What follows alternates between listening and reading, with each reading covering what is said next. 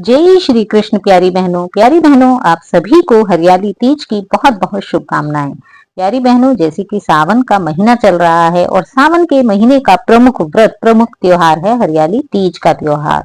तीज का नाम लेते ही हम सब के मन में एक उमंग, एक उल्लास भर उठता है। तीज जो कि दो भगवानों का मिला जुला त्योहार है। तीज भगवान कृष्ण और भगवान शिव दोनों की याद में मनाया जाता है। तीज का एक ऐसा दिन है जिस दिन माता पार्वती ने अपना मन चाहा वर प्राप्त करने के लिए भगवान शिव की कठोर तपस्या की थी तथा तीज के दिन उन्हें भगवान शिव से यह वरदान प्राप्त हुआ था कि उन्हें भगवान शिव ही पति के रूप में मिलेंगे और इसीलिए इस दिन भगवान शिव एवं माता पार्वती की पूजा की जाती है। इसी के साथ तीज के दिन भगवान श्री कृष्ण ने राधा रानी को पहली बार अपने हाथों से झूला झुलाया था और भगवान कृष्ण तो हैं ही नटवर नागर। वे तो राधा जी को पूर्ण रूप से झूला झुलाते, उनके साथ मस्ती करते हैं और इसीलिए हम इस दिन झूला झूल कर, नाच गाकर इस त्योहार को मनाते हैं। तो आइए शुरू करते हैं तीज के व्रत के विषय में। कहते हैं कि हिंदू धर्म ग्रंथों में हरियाली तीज के व्रत का विशेष महत्व है।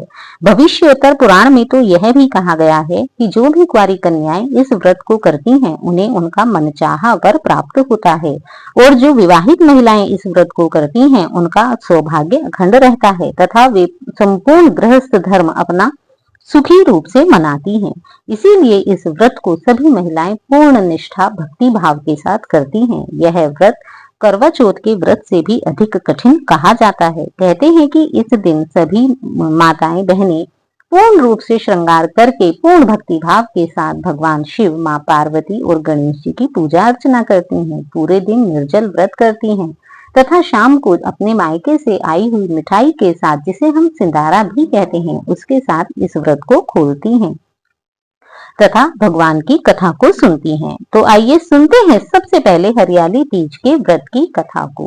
कहते हैं कि एक बार माता पार्वती ने भगवान हिमालय के घर में पुत्री रूप में जन्म लिया था। माँ पार्वती का पूर्व जन्म से ही भगवान शिव के प्रति अत्यधिक स्नेह था, इसीलिए उन्होंने बचपन में ही भगवान शिव को पति रूप में प्राप्त करने की मन में संकल्प किया था।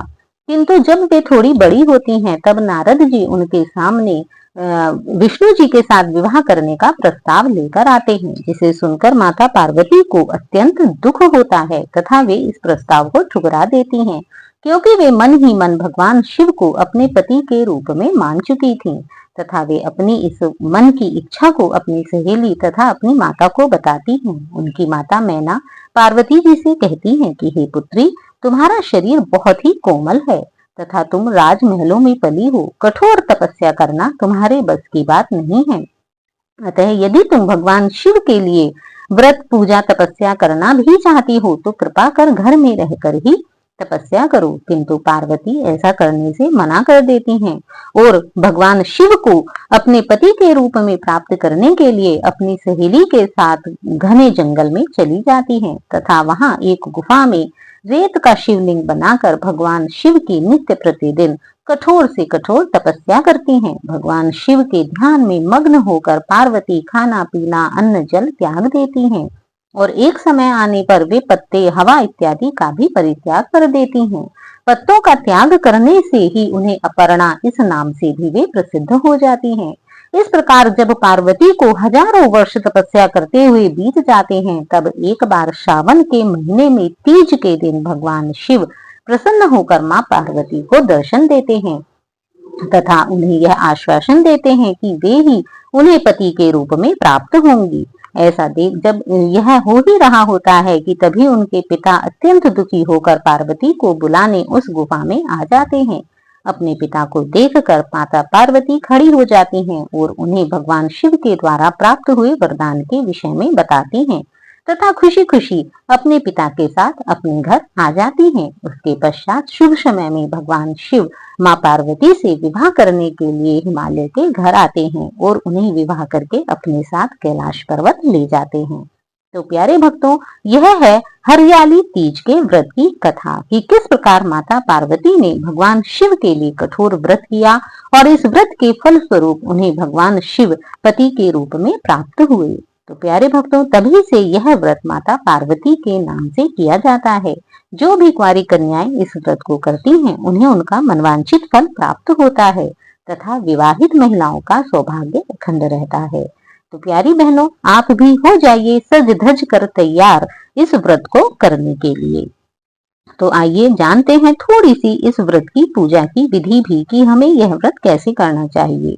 कहते हैं कि हरियाली तीज में श्री गणेश, भगवान शिव और माता पार्वती की पूजा की जाती है। इसीलिए इस व्रत को करने वाली स्त्रियों को ब्रह्म मुहूर्त में जागकर नित्य कर्म से निवृत्त होकर स्नान करके धुले हुए सुंदर वस्त्र पहनने चाहिए। पवित्र स्थान पर आटे से चौक पूरकर वहां पर केले का मंडप बनाकर भगवान गणेश व शिव पार्वती जी की प्रतिमा स्थापित करके पूर्व दिशा में मुख करके सर्वप्रथम जो भी पूजा की सामग्री आपके पास उपलब्ध है उससे पूजा करें। सर्वप्रथम भगवान गणेश को तिलक और दुर्वा अर्पित करें। भगवान शिव को फूल, बेलपत्र, शमी पत्र, भांग, धतूरा इत्यादि जो भी आपके पास है वह अर्पित करें। माँ पार्वती को श्रृंगार का सामान अर्पित करें तथा इसके पश्चात तीज के व्रत की कथा को पढ़ें या सुनें। उसके पश्चात भगवान गणेश की आरती, भगवान शिव और माता पार्वती की आरती करें और उन्हें भोग लगाएं। पूरा दिन भगवान शिव के लिए व्रत करें तथा अपना मनचाहा वर प्राप्ति की भगवान से कामना करें। शाम को नाच गाना करें, झूला झूलें, अपनी सखियों के साथ आनंद से पूर्वक भगवान शिव का कीर्तन करें और उसके पश्चात अपना व्रत खोलें। तो प्यारी बहनों, यह है हरियाली तीज के पूजा की पूर्ण विधि। और इसी के साथ जिस प्रकार भगवान श्री कृष्ण अपनी राधा रानी के साथ पूर्ण मस्ती से झूला झूलती हैं, उसी प्रकार आप भी आनंदित होकर झूला अवश्य झूलें। तो प्यारी बहनों, आप सभी को हरियाली तीज की बहुत बहुत शुभकामनाएं। और यदि आपको ये कथा अच्छी लगे तो प्लीज इसे लाइक करें, चैनल को सब्सक्राइब करें। जय श्री कृष्ण।